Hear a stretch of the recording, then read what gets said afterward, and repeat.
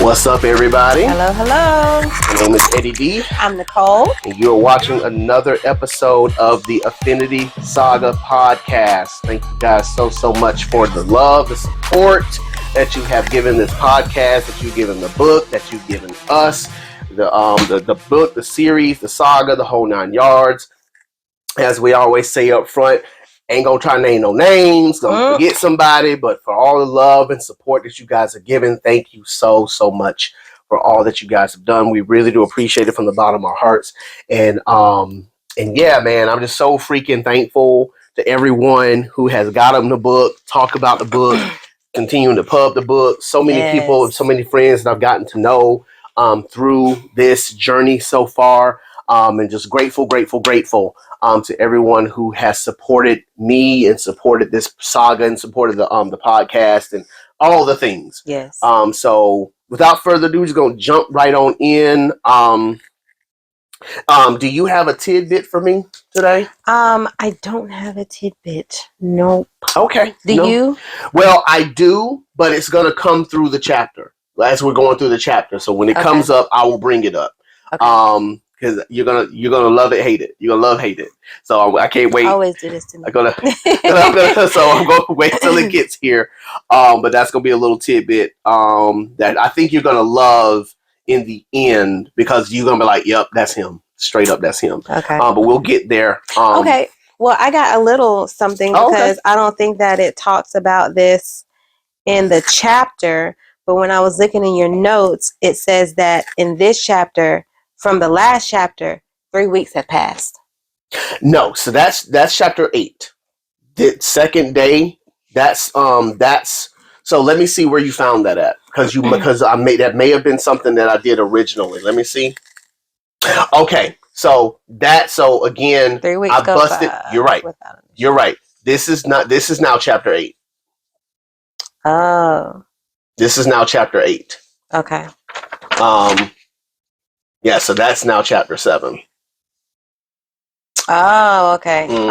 I was looking at the wrong ones then. No, you're fine. I'm glad we're bringing it up now, because you can see where I started numbering things. Because this is the next week. Okay, I see. And this is okay. I see. Yeah, and I started renumbering things here. I got you. So chapter 9 is actually the real chapter 9 there. I've started renumbering there. Okay.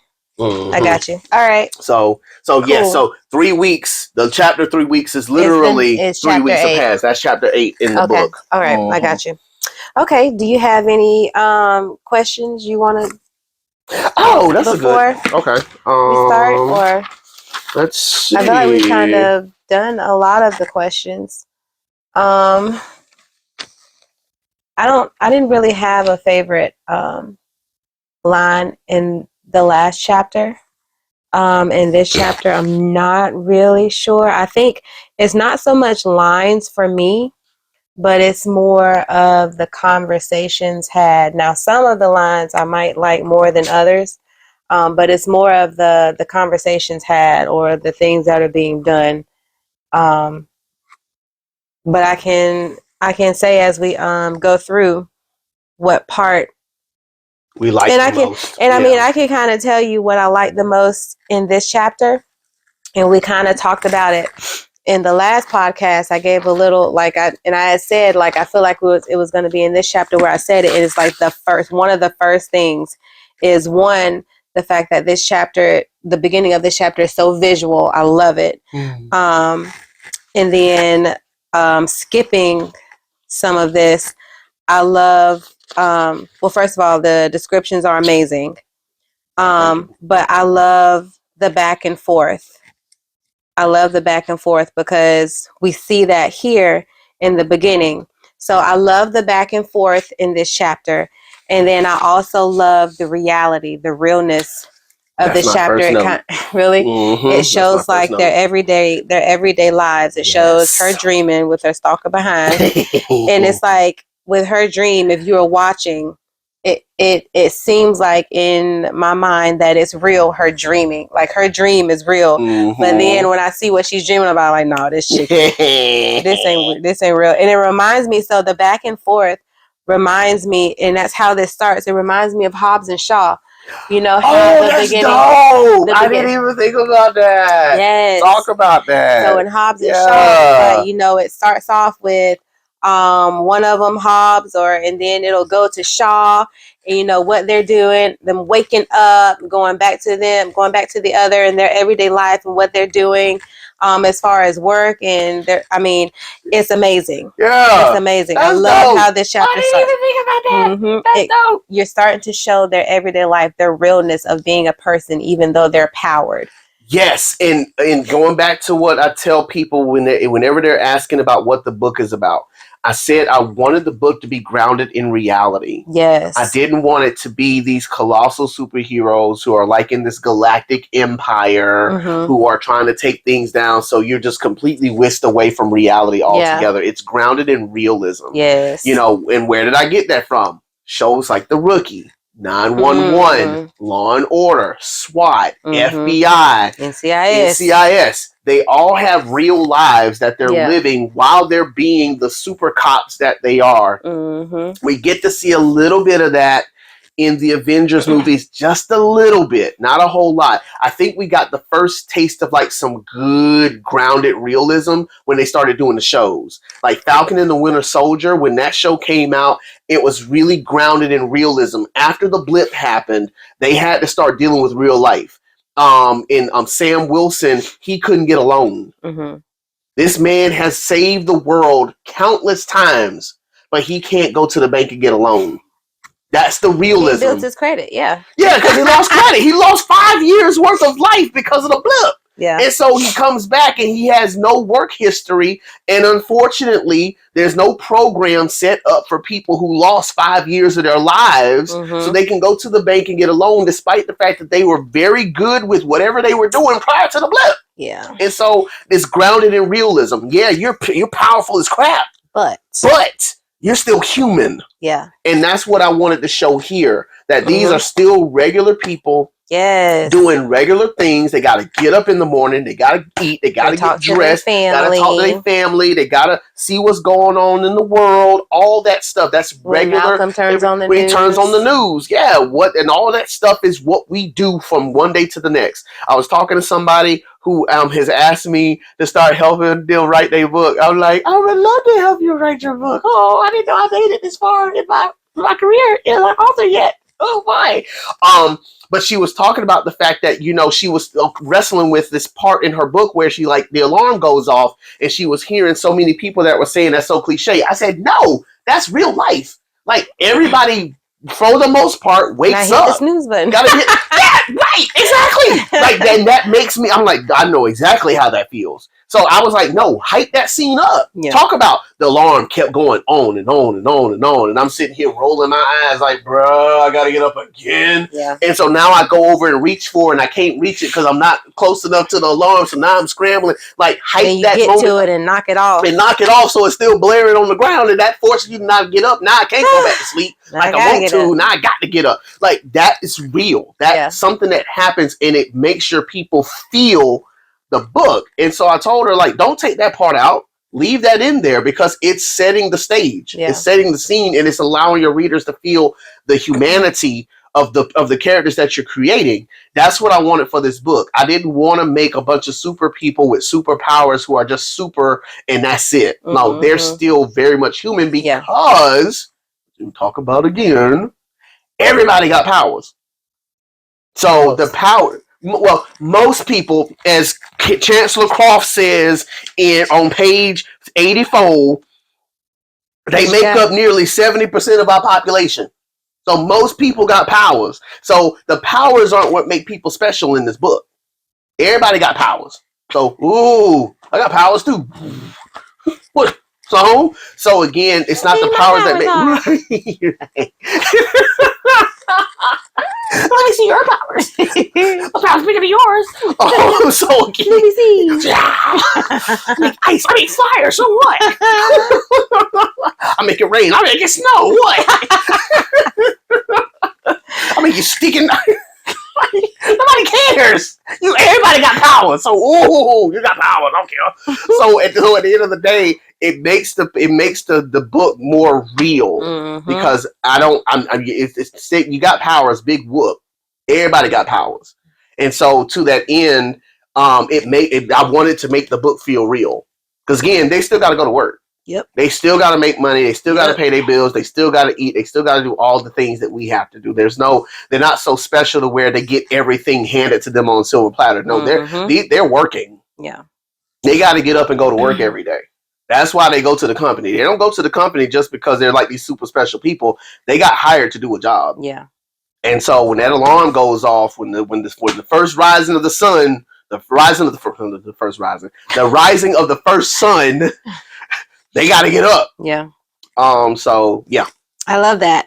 And you also see, we see how, and the reason why I thought it was actually 3 weeks that passed, because you see how well Simone is fitting in now. You see that her relationships at the company are like thriving, because even while she's on her way to work, she runs into Malaysia, you know, and they just have this race to work, you know. It's just so effortless, you know, the things that it's like, oh, I see her, okay, I'm gonna wait till she says something. And it's not like that. It's like, oh, I see you, is that you? Hey, teammate. Yeah. Like, I race you, and you know, it's just, I mean, the friendships there are just so effortless now, and that's why I thought like some weeks had that actually would have made because some she was sense. actually feeling probably a little bit more comfortable, and she was, you know, she knew everybody a little bit better and felt comfortable being herself a little bit more. So yeah, that's why I thought that. Yeah, that would have been a very, very good note to put in. Maybe like a little more time pass. Maybe not 3 weeks, because that would have been literally 27 days in their time. But yeah, a good maybe 3 or 4 days. Yeah, have passed. And so then I thought about, you know, the fact that, you know you work from home now, but I feel like you put that in relating to yourself. Yes, very much so. I mean, because remember at the time that I started writing the book, I was working in the prison system, and that's been my thing. Like, I love working with a team. I love working with teammates. And even when I was as I've been working from home, I've kind of still been looking for, you know, my team. There can't find it. Saved my life. Bless it. Can't find them. They just, and it's okay. It is what it is at this point. Like, I'm so far removed from that. But yeah, that's that team camaraderie. It's a team building. But again, where did I get it all from? Brooklyn Nine-Nine, SWAT, FBI, Law and Order SVU. The SVU been going on for 27 years. They got like the same people. Benson, Ice-T, the role that he plays on there, Finn, and I think there's Stabler came back for a minute, but now he's going to get. But those two, they've been on the show since like season 3. And they haven't left yet. Like, you see that happen. NCIS for like 17 seasons, it was the same team, save for one person who she didn't think the show was gonna last. So she once it went too long, she's like, okay, take me out the show. So they took her out all the way. But that team going on for years. The same thing with SWAT. Same person, even though he wasn't the leader, became the leader, wasn't the leader, became the leader. Same team. Like, that's what I had been. I seen that Brooklyn Nine-Nine, the same principal characters. They couldn't even replace Gina. You can't. When Gina left, they never replaced her officially. Nope. They never put somebody in that secretary role. It's like he never had Captain Holt never had a personal assistant again. He did not. He did not have a personal assistant after that. They kept the same people. Yeah. They never changed anybody. The only time they really changed like characters was when Santiago became a sergeant, because now she has a team. So she had a couple people that were kind of showing up every now and then, but they weren't like on the show like that. Yeah. But they were just kind of there, so there was some continuity for them. But yeah, you never see it change. Like, it's always the same people. Yeah. That's all I wanted. That's all I wanted. I just want the same people to be my team. So every time, and Malcolm will talk about this a little bit, that's why, again, how I don't want no more friends. Every time I make a friend in here, y'all leave. You leave. And I don't want no more friends. Back all the way up. Back all the way up. Leave me alone. Let me sit in my little back cave by myself, because I'm tired of this mess. Tired of trying to build a team. Like I remember like having PTSD when our team had gotten big. Our team got big the last big time it got big, because I always remember when we had a party, it was a going away party. It's always a going away party. Yeah. And so when a party, they were getting ready to have a party, I'm like, oh crap, who's leaving? Yeah. Who's leaving now? And they're like, ain't nobody going. It's just a regular. For real? And everybody could see on my face where it was coming from. They're like, oh, you think somebody? Yeah, I thought somebody about to leave again. I'm like, I'm not gonna have this. No, we're not doing this again. I'm gonna go be in the back cave. Wow. I don't know how to sit in this moment. Like I don't know what to do with this because I'm tired because y'all keep leaving me. You talking about your boy needed some therapy for real. But yeah, but again, that's where all that comes from is, the team dynamics and watching again how Brooklyn Nine-Nine worked. How because I see the little parts in there, Brooklyn Nine-Nine, like when they start jonesing on Duncan again. Yeah. And so before we go there, I wanted to talk about Chancellor Croft in Senator Darius, because one of the things that is a subtext within the book is the powered versus the unpowered. This book doesn't really delve into it like that. Book two, y'all. But this is one of the this is drop this in. Yep. To pay attention to. So when he talks about and when he says this line, it's not fair that we ask the power to entertain us, to fight wars for us, to work and pay fares and taxes, but then exclude them from making decisions that would impact the world we share. That is a controlling theme of the next book. Big time. And so Chancellor Croft and Senator Darius, they are principal characters of that running theme. Because Croft is the proponent, Darius is the anti. He's against it. You got the affirmative, you got the against. And so again, if we bring it up here, and it's never mentioned again in the book. No, it's not. It's never mentioned again. It's just a running thought. Malik's going to bring it up one more time in their debrief, but then you never hear about it again. And again, it's just a little drop. Just put in there and to see it materialize in a whole different way once we move on into the saga. But it's long been unfair. Yes, indeed. Down. All that. So that's Brooklyn Nine-Nine reference, by the way. Yes. But that nugget's there, and it's not meant to be anything else but just a nugget. I love that. Latch on to. I love that. When we get to book 2, oh, they talked about that in book 1. Oh my gosh, yes. There it is in book 1. It's so exciting. That's where it starts. And again, this is why in one of the podcasts we did when talking about why my characters are all black. My characters, again, are all black because I wanted to elevate the race issues of our world through the powered versus non-powered issues in theirs. So again, none of my characters are black. They are dark skin, fair skin, light skin. You notice I never say anybody's black in my book. They don't have race in my book. There's no such thing as race. Race is a social construct of our world. We made that up. In their world, it's just fair skin, dark skin, light skin. There are no races in this world. And so again, that was done on purpose so that when as we're building this world up and setting the stage for book 2 in particular, it elevates powered versus non-powered to have the same conversation that we're having in our world. So, okay. I love that. Nugget drops, y'all. Pay attention. But I mean, like I said, you start to see them Jones on Duncan and all that. Yes. Is there anything you want to say? But before I make a kind of a big jump here. Just the fact that before Malik comes in, you see Malcolm and Simone get their flirt on a little bit. I love it. Is that before the debrief?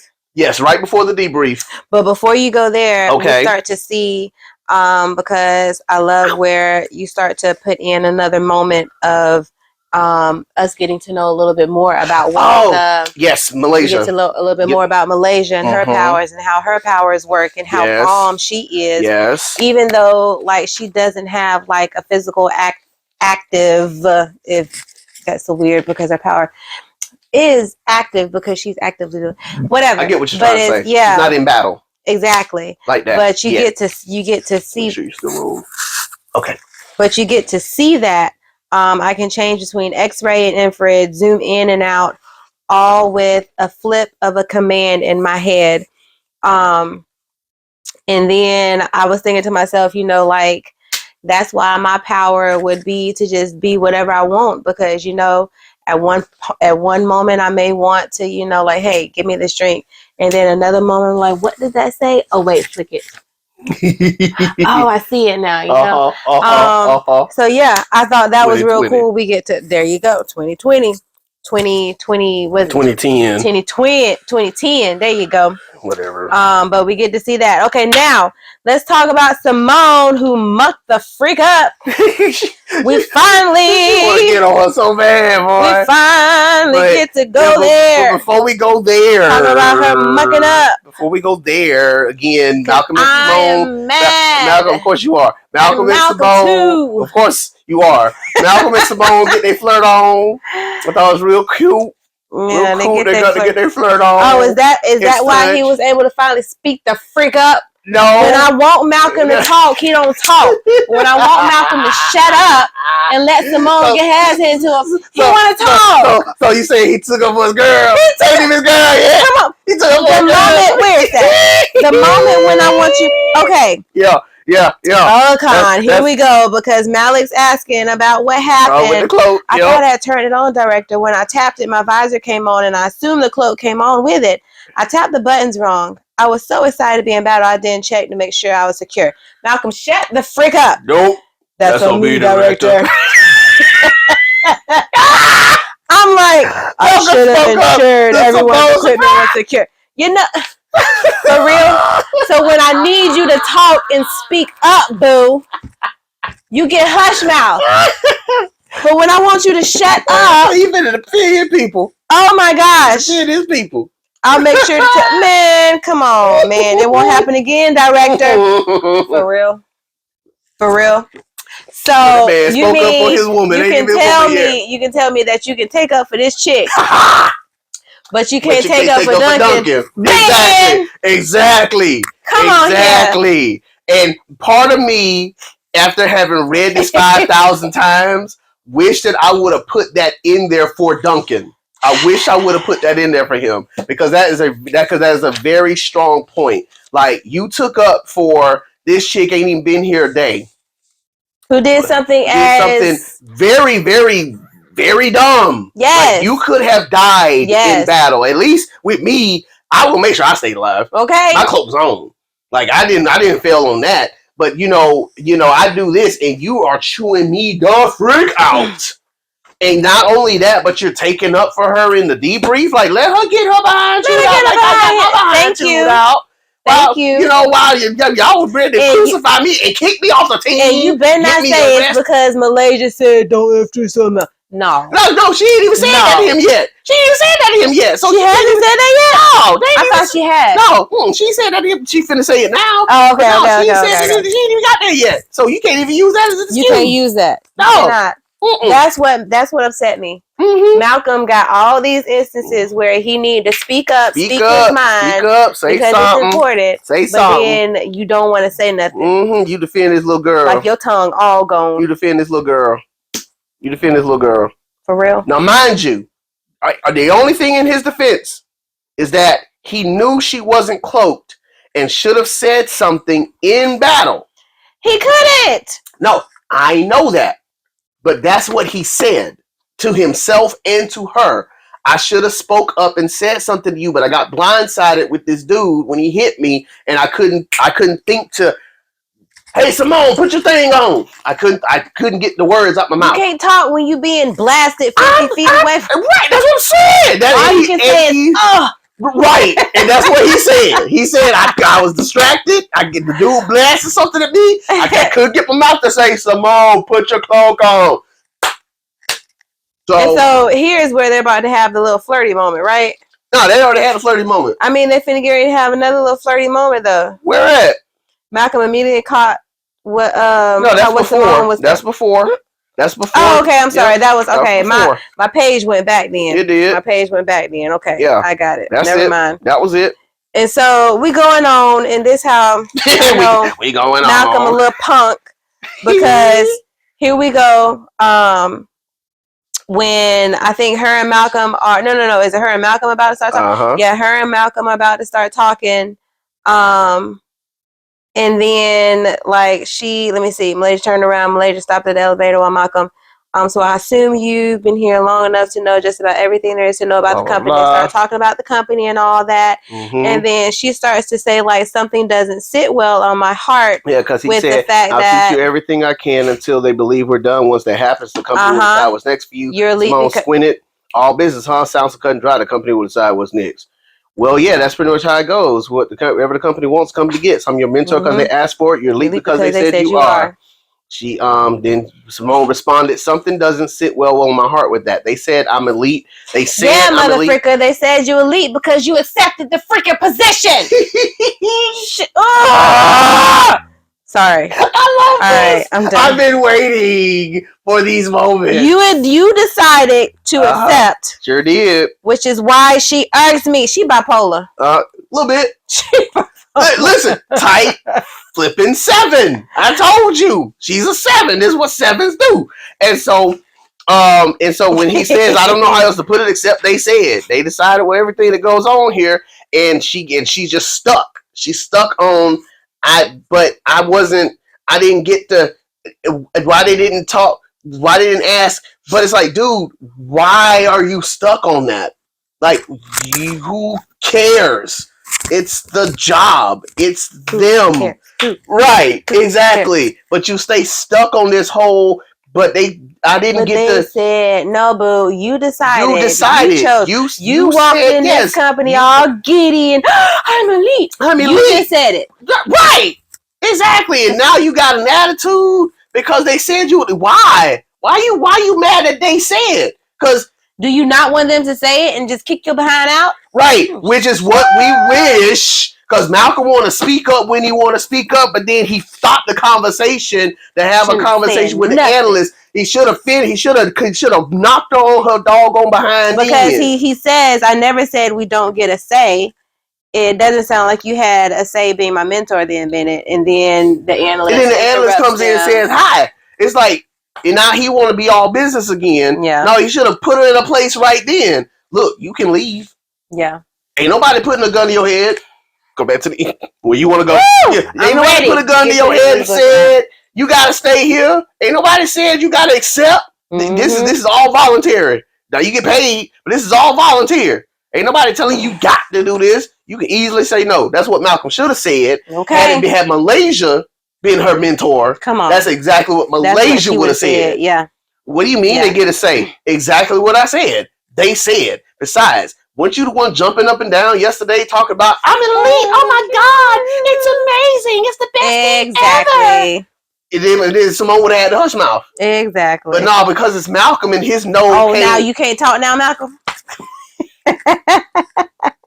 Telling you. That's why I told you. Like, these characters, they get on your nerves. They get on our nerves. Then this is, and again, going back to how we character development at them, that's why. Like, they get stuck. Yeah. I mean, that's Malcolm's biggest issue is you get stuck. Like, dude, talk, speak, say something. Thing is, he does. When he wants to. Not when he needs to. Right. You need to talk, sir. Shut up and let Simone let her get in trouble. You need to speak right now to put her in a place and tell her if you want out, leave. Exactly. Ain't nobody holding you hostage here. Right. That's why my other boy. I'm fully aware. That's why I'm glad she got caught. She got caught spying on Malcolm. The stalkers behind. She got caught spying on him because now while they're having this conversation. She's going to say, oh, well, I seen Speak up. Oh, well, I watched you training. Well, no. How did she start it? Well, we will want to study it again soon to see if we can further understand what's happening. Simone quickly reported, I watched you training, Bennett, and I saw when you made the change. I don't know how you did it, but it happened. You were watching me? Yeah, my stalkerish behind was watching you. And you could tell the way he asked the question. The way he asked the question, and I wish I would have wrote this in here, but the way he asked the question wasn't coming from an accusatory place. It was more admiration than it was accusatory, which again is why we're like, dude, that's not what you need to be doing right now. That's not a moment of, you were watching me? Oh, okay. No, bro. Dig into her. Like, come on. What are you doing? He can't.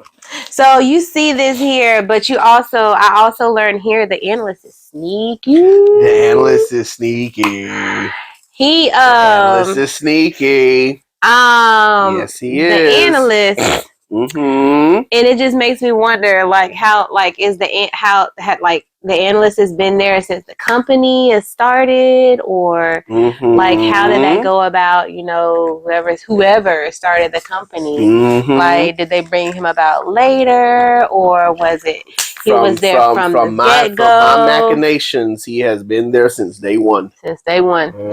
Sneaky behind. So him and and I was thinking about that because he got a mind of his. He got a mind of his own. Minds of his own. Equals, because he writes down here, when the door shuts, he puts in his notes, Malcolm plus Simone equals AT. Question mark. And he then powered down the hologram. So I wonder, does the analyst sleep? Well, I mean, he's an android, so probably not. Probably not. I mean, it's not like he need to eat. You never see him say he's hungry. And he doesn't have a refrigerator. He doesn't have anything cooking or go into the lounge or anything like that. He's an android. So he's kind of like an art. He's like a super duper ultra artificial intelligence. So probably not. And so then Malcolm starts to realize, because at the time he didn't know that it was her energy that was affecting him. So he's thinking to himself, it was her energy I felt in the room. Here we go. But how is that possible? The room is cloaked, and even the analyst didn't detect her energy radiating anywhere in the room. How did I sense her? And nothing else did. Exactly. All I'm going to tell y'all, pay the frick attention. Yeah. Pay attention. Yeah. Because again, I ain't gonna tell y'all nothing till 5. That's okay. But pay attention, because again, this is another one of those moments where it's like, Malcolm, speak up. When he been no book. I know, like, when they didn't even ask that. You know, they didn't even mention that in their conversation. Endless. You didn't even feel her. So how is that possible? Like, is there a glitch in the cloaking system, in the room itself? Or like, what is that? And I feel like they, as a powered person who is, not, who is wanting to be enhanced, or maybe Malcolm isn't. He's not thinking about it, but he's training so much to where I believe that he wants to be better. I would think that you would ask these questions of the analyst. Okay, so how am I feeling her energy? Like, what is it with our powers? Okay, so how is this possible? Okay, maybe we need to run some tests together. You know what I'm saying? But they never did that. They never did that. And that's, again, what's so frustrating with Malcolm, because of all the people, it would be him to and so again, it's frustrating as crap, because if Malcolm, say, for instance, if Malcolm had the mind of Simone, remember what I said before, Malcolm and Simone are kind of two halves of the same, of the whole. If you put the two of them together and make a whole person, that'd be perfect, because Simone would be the one to ask the questions. But she's so freaking enamored by being standing next to the man, she can't open her mouth either. Because she should have been like, well, how did you feel my energy in the room? According to what I know about the training room, they supposed to be closed. But she's so enamored by being around him and wanting to fight his ass so bad, she can't form her mouth because she too fixated on the mission. Exactly. He got all the questions in the world to ask, but won't open his mouth. And I noticed that they don't really talk as a team about their powers either. Like, no. And part of that is because of how they've been trained. They're just mission focused. Yeah, it's gonna change. It's gonna change later, but they're so mission focused. Yeah. It's what is the mission? How do we solve it? But that's crazy though, because they're a team. So it's like, okay, my powers, how can my powers? But see, the thing is, they do so well in a mission with their powers together, but they don't practice together. They don't ask themselves or each other, okay, so how can we be better together? So if this happens, what can we do? What can I do to help? What can you do? You know? And it is a reflection of leadership. And I feel like they wouldn't have to, and even though you need that leadership, I feel like they wouldn't have to await so many orders if they just practice together, because it would come like, yes, because they have so much footage. I feel like they could use that to make the, what do you call it in the training room, those the simulations. Yeah, to make all of those, and you know, all the battles that they fought, like use the footages that they have to see what some opponents will do. You know what I'm saying? And then practice together, but they practice alone. Yes. So I wonder, even though, you know, Malcolm doesn't spar with them, do they spar with each other? Well, remember he tells her, you know, I'm sure Duncan and Alexia could use sparring partners, you know, with, if you want to go spar with somebody, you ain't doing it with me, you can go do it with them. Yeah. So I think they do have those moments where they do go in the room with each other. Mm-hmm. But it's like you said, they've been fighting for so long together that it's almost like a moot point to go in and practice with a person or this, that, and the third. They might go to the gym together and stuff like that. But when it comes to actually like training in the room, there's not a lot of that going on. And like Duncan, you know, mentioned, and like Carl mentioned before, they're not used to going out on battles. They're not used to going out on missions. The missions that they go on, they're book 2, for instance, like, again, and we're not going to go into detail, but you know the book. Mm-hmm. That mission that they go on at the very beginning of the book, mm-hmm. that's what they're used to doing. Stuff like that. They're not used to fighting all the time. Yeah. They just, what does the city need us to do right now? Mm-hmm. They need us to do something that they can't do. In that scene, which is why the practice is important. What will be important, but again, because of how Malcolm trains, you know, he just trains them, be good at what you do. You do what you do well, and when it's time for us to go into battle, I'm going to tell you what to do. You do what you do well and be done with it. And that's the thing, though. How can you know if what you're doing is well enough if you don't have someone to test it, or that's where someone comes to into play to do whatever. No. But to be because and this is why when we get there in Spark, that's why that conversation's important, even though it's still backward. Because at the end of the day, she just want to fight. She ain't really doing it for the second team. She's just trying to say she's doing it for the team, really doing it for herself. But that's important because they got their behinds handed to them for the first time in a major way. Mm-hmm. And because of that, now we got to fight different. Yeah. Because when the analyst comes to them and tells them, y'all got y'all behinds handed to y'all and they were toying with you. They were not at full power. They were by any stretch. No. When she does her big thing, that is she was playing right, like she was playing with y'all. Like, you gotta level up, and so that's what makes that more important. Like, we can't keep doing things the same way we've been doing them. Yeah, expecting a different result.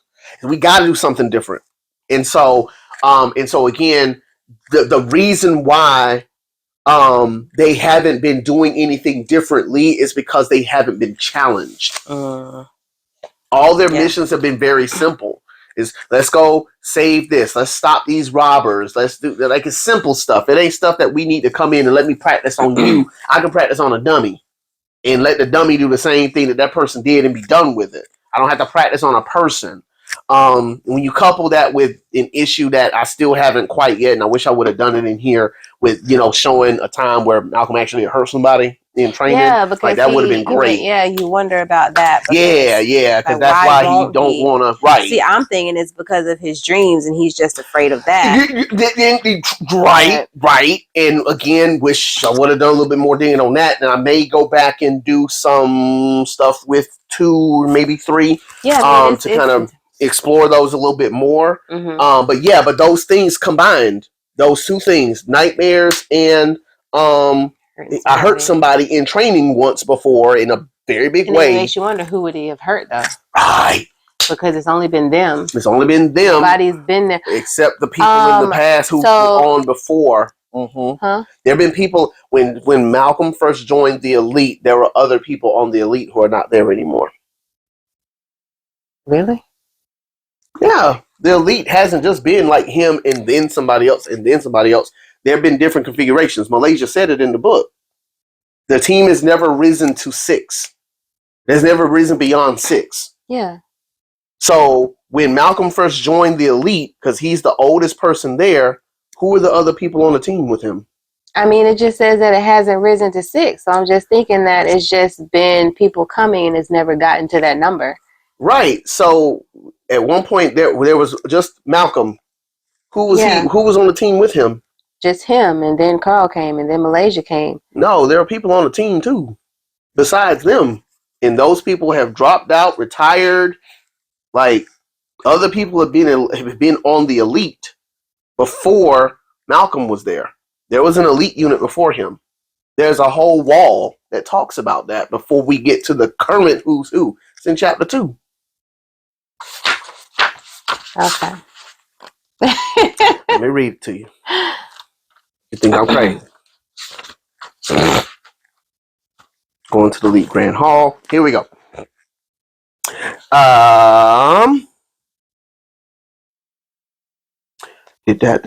blah, blah. They turned right, and as they walked closer to the conference room at the end of the hall, she looked at the visuals beaming from the frosted glass walls.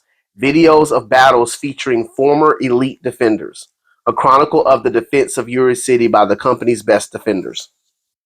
So there were elite before Malcolm. Gotcha. The elite unit has been before them, but the elite unit has been established to...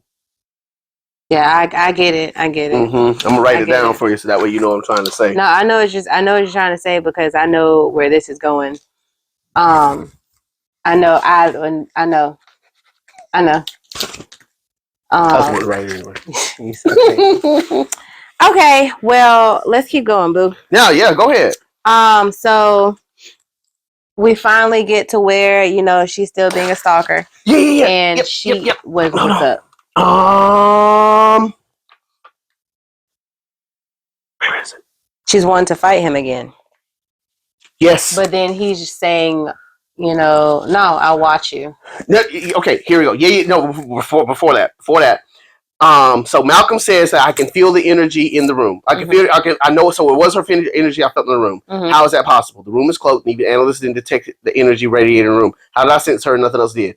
He quickly dialed up his senses and picked up Simone's energy signature surging through her. Yep, that was it. Simone could feel something shifting in her slightly and tried to shake it off. Akan, stop, Simone. You're going to tackle this man. Because Malcolm messed with her. And it's not that he was trying. He was actually trying to feel her energy to make sure it was her. And because he did that, it messed with her again.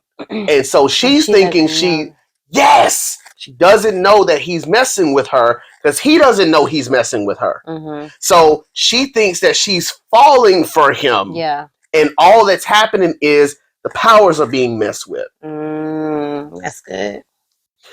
That's good. So I thought through a therapy tactic that we talk about called trauma bonding. In trauma bonding, people will often, who have experienced similar traumas or the exact same trauma, will forge a relationship based off that trauma.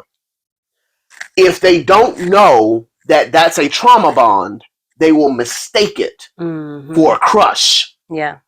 That's what happened in Jurassic World. That's what happened in Jurassic World. That's exactly in a lot of movies. Yes. Prime example. I had a client who had an affair. Because trauma bond. He was going through a tough time. She was going through a tough time. And because he didn't feel comfortable talking about the issues with his partner, with his wife, their trauma bond became, she's the only one who understands me. She's the only one that will listen to me. Blah, blah, blah, blah, blah. And it turned into a full-on affair. The whole 9 yards. Yes. And as such, when I talked to him, it was hard for him to hear that he didn't have a crush on her. It was hard for him to hear this isn't a relationship, because I done forged this whole relationship with this person. We done did all the things that a relationship requires. And it's like, no, that all started because y'all were bonding over trauma. So I, again, took that element. That's what you see here. We're bonding, but it's our powers doing that. Mm-hmm. It's not us. Our powers have been through the ringer, and I feel, okay. So I'm feeling these things. It reminds me, it mimics. Mm-hmm. I got a crush on you. Yeah. When we go back to the previous chapter, when she's like, I don't like him like that. I don't even know him, but I want him. That's what's happening. Their powers are entangling in such a way to where she feels drawn when the hand presses up against the window. I'm feeling drawn. But why am I feeling drawn, though? Because I don't know you. Why am I feeling drawn to you? It's because the powers are entangling with each other. Because they're entangling, this is why they feel so connected to each other. And it's, even though we see later on it turns into a full-on relationship and everything in between, that's where it started. Their powers have entangled. And we've been seeing the threads of the entanglement, much like in Twilight, much like in Hancock, where you have this entanglement. What does it mean? I don't know what it means, but I can't stay away. All right. So she's gonna get in the room. Yep. He's gonna watch her. Mm-hmm. They're gonna have another little bond because they both like Madame Rayla. Yep. And so I love how you put the lyrics in the song that they're listening to. You put them in the book. Yep. So I think and that's one of my last questions. Mm-hmm.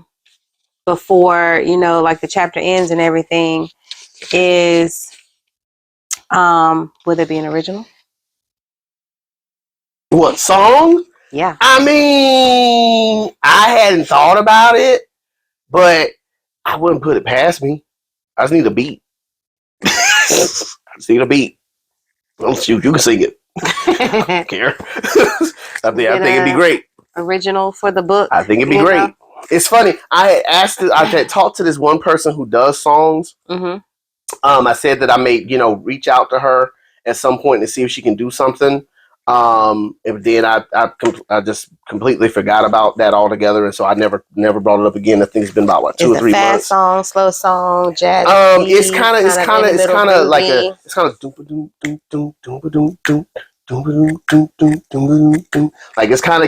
kind of a groove, like a groovy beat to it.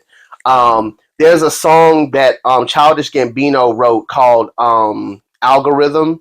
That was the kind of the beat that I was going toward with the song. We can't play it here for copyright reasons, but I'll go back and let you listen to it. You've heard it before, but it's not on Spotify anymore, so it hasn't shown up in the playlist. Okay. It made me so mad because there's a moment when I'm writing where this song fits perfectly for the mood that I'm in, and I can't listen to it. So I have to go find it on YouTube. And I don't like looking for it on YouTube because YouTube play ads and stuff. I don't have time for that. But that's kind of the beat that song is going, that those lyrics are going to. Mm-hmm. and that's kind of the mood of I'm just here just showing off my powers at this point because I'm awesome and I'm amazing, and this isn't a challenge. Just watch me work. That's what she's kind of doing here. Is exactly what she's doing. She's just showing off. Like, and he's just eating it up. He's eating it up. Watson's incredible. She's great. That she's was amazing. sexy as Freeman. Oh my God, she's awesome. What a display of power and grace. Oh, Malcolm, please shut up. Shut up. Just like Edward. Oh, you're like a drug. Oh you're my gosh. intoxicating. Man, Bella ain't all that. Hush. Bella is not all that. Cut that mess out. You're like a drug to me. She's crazy. You're so addicting. Shut up. They're both weird. They're both dumb. Goats. Oh, so but then you start to see how like she really is just crazy.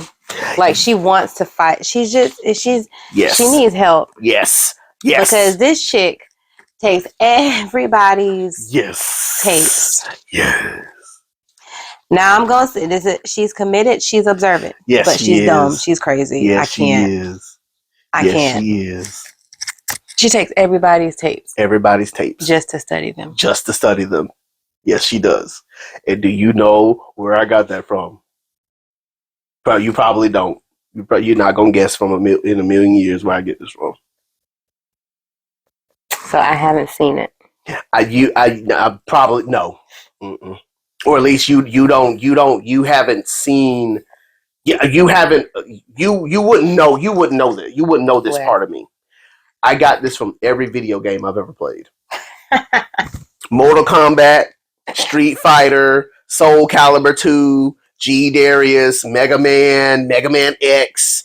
Every video game I've ever played, and they had a practice mode. Wow. So when they created in the best example I have of this is Soul Calibur 2. In Soul Calibur 2, they have this practice mode where you literally go in and you learn the moves.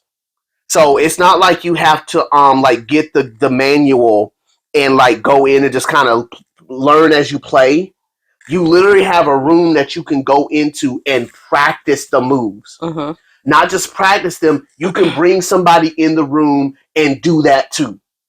So you're literally learning all of your moves, learning your opponent's moves, learning how they fight. So that way when you go and play the real game, you know exactly what they're going to do. Wow. Practice modes.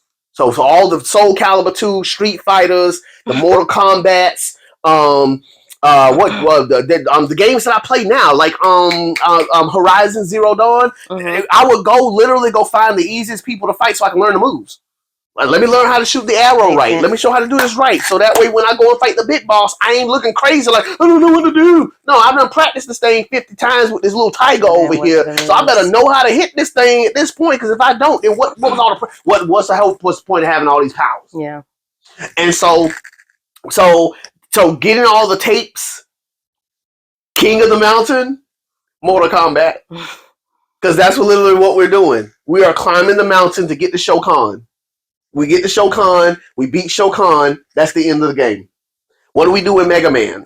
Beat all these characters, then we unlock the final boss. The final boss has 4 levels. Get to the final level, beat the boss, end of the game.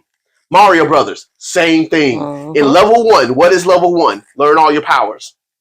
So now when you get to level 2, level 3, level 4, level 5, get to Bowser, unlock the secret level, beat the secret levels, King of the Mountain. That's all the video games I've ever played. They're all the same game. There's a tidbit, y'all. That's my tidbit. Right, that's my tidbit. That was it? That's my tidbit. Yes. King of the Mountain. Every video game I've ever played has been something to that effect. The Darius spaceship games that I played growing up, King of the Mountain. All these things you are learning, all these things you are building on, all these power-ups that you're getting are also that you can fight the final boss. It's all practice. Everything is leading up to you fighting the final boss. Mario Brothers RPG. One of the greatest things it ever did was let us fight the boss at the beginning of the game with no powers. To show you why you need to why you got to go through this game. You can't beat him right now. You don't have the powers to beat him. He is going to beat you. So you can go ahead and try. Here you are. Try to beat him. You're not going to win. So now you understand, I need the power-ups. I need this. I need that because I can't beat Bowser without the power. I can't beat Bowser until I'm at a certain level. I can't beat Bowser until I've got enough health. I can't beat Bowser unless I have a certain level of defense. Every game I've ever played, that's why those kind of games attract me. Because like, okay, I got to get strong enough to beat this. That's why the game I play on my phone, that's why I play it as much as I do. I got to get strong enough. Still having to get strong. Still having to get strong to beat this sucker. Still got to get this character to beat this sucker. I need this. And all the games, that Final Fantasy games I've played, same premise. King of the Mountain. The Ghost of Tsushima, that's the same premise. Horizon Zero Dawn, the same premise. I got to get strong enough to beat this person. So when you see Simone going King of the Mountain, that's what she's saying. Let me show him that I'm strong enough to take him. I don't know what his problem is, but maybe if I take on all of his team and beat them down, which heaven knows, I don't know if I can or not, but I'm going to dang well try, it'll get his attention and he'll say, okay, I'll fight you now. She's dumb. She's me. That makes me dumb and crazy. And I love it.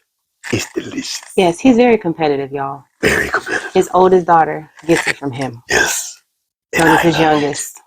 I wouldn't have it. Yes. Any other way. They both, yeah.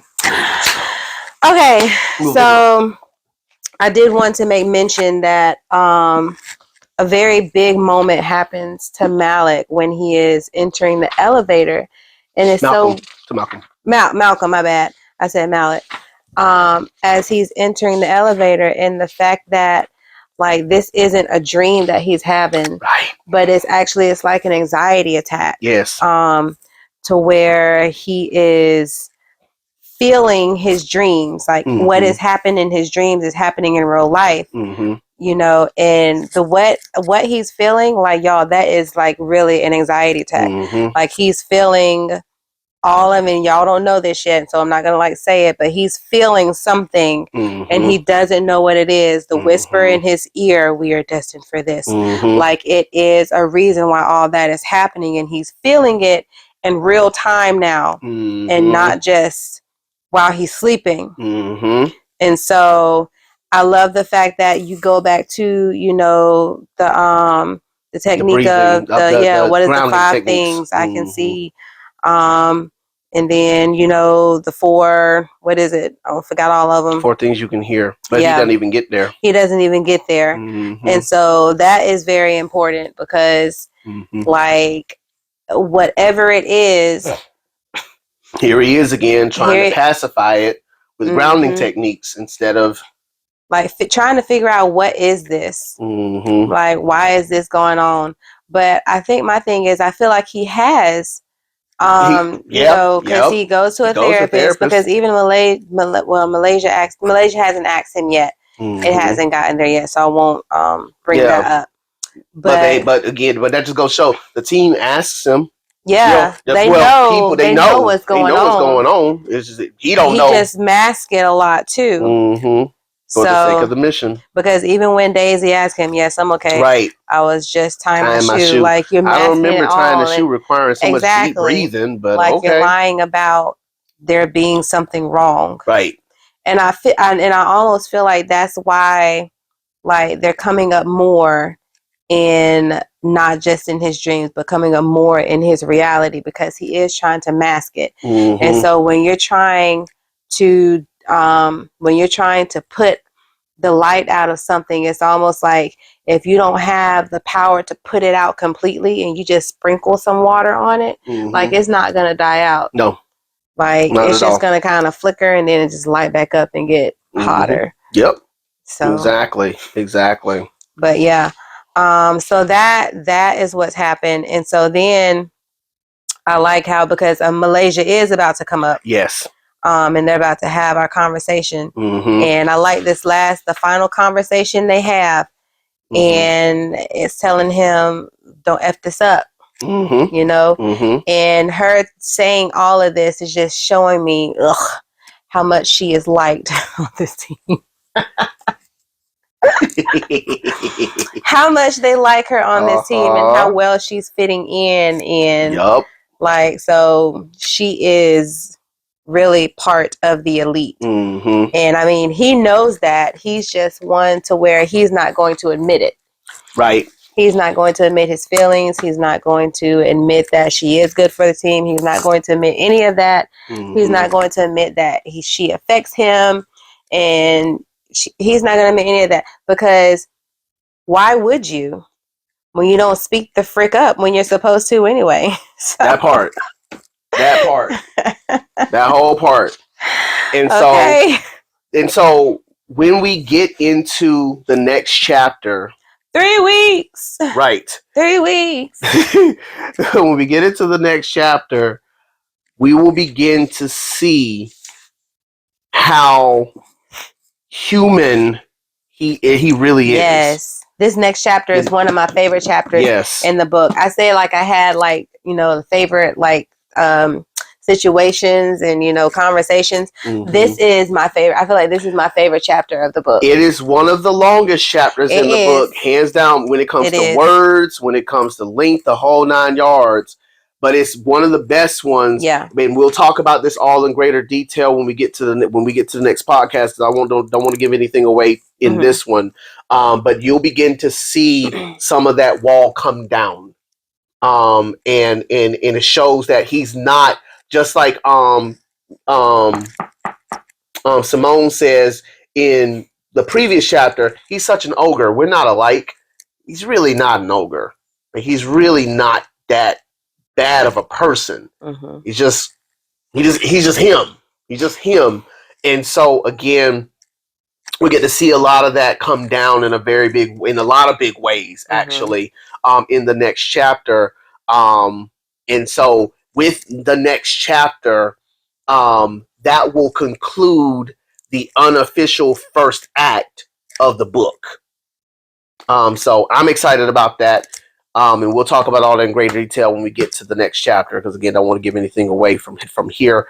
But that's chapter 7. Chapter 7. That's chapter 7, second day. Mm-hmm. That was a good one. Got any thoughts, questions, comments? No. Just wanted to let them know about February 22nd. Yes. So it's not February 22nd. We got an update. It's February 23rd. So it's a 1 day. No, you cannot. No, you cannot. You cannot come on the 22nd. Let me tell you why. The expo is just a 1 day event. This 1 day on the 23rd. That is for unless you buy a ticket to be able to go to the extra things on the 22nd, but it's not for buying a book. You cannot buy a book if you or do any of the book stuff or expo stuff on the 22nd. That's not happening. All the expo stuff where you can come and meet me and sign books and all that stuff and go visit the other vendors, that happens all on Sunday the 23rd from 10 a.m. to 6 p.m. So if you get an upgraded ticket, you can go to the stuff that's on Saturday, but it's not expo related. It's all the extra things that they have for like the VIP experience or whatever. They have a few exhibits that'll be open. Like they have a wine tasting. I think they have a fashion show and an art exhibit that's going to be happening that 22nd from 6 p.m. to 10 p.m. But it's not the expo. It is not the expo. So just keep that in mind. You still come both days, but the expo itself is only happening on the 23rd, on February 23rd, 2025, in Atlanta from 10 a.m. to 6 p.m.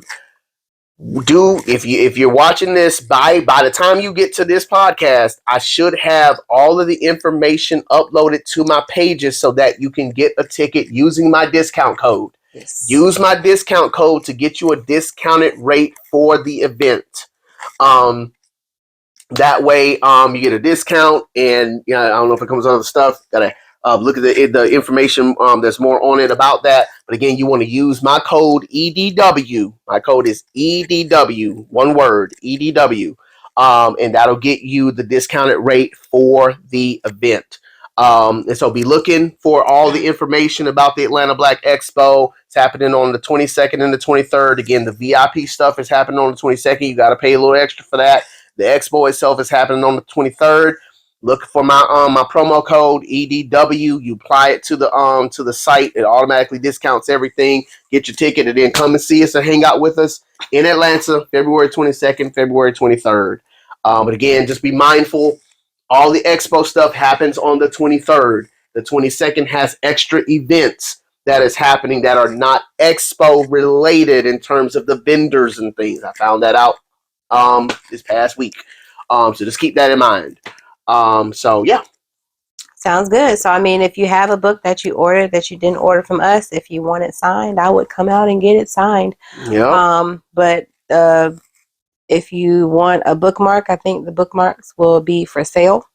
Mm-hmm. So yeah, just come out and hey, meet the author, you know. Take a pic. I don't know. Because look, so weird. Because look, these books are gonna be big. They are so good, they are amazing. And so hey, you'll have one of the original, you'll have a pic, you'll have, you know, a sign.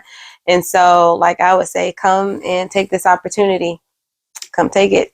Absolutely.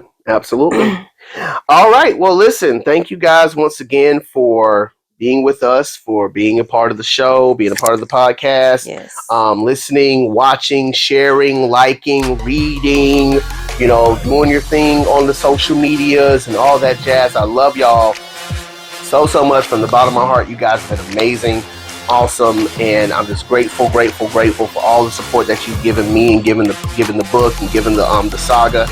And as I always say, if you can't see the good, be the good. We love you guys. Peace out, homies. Y'all.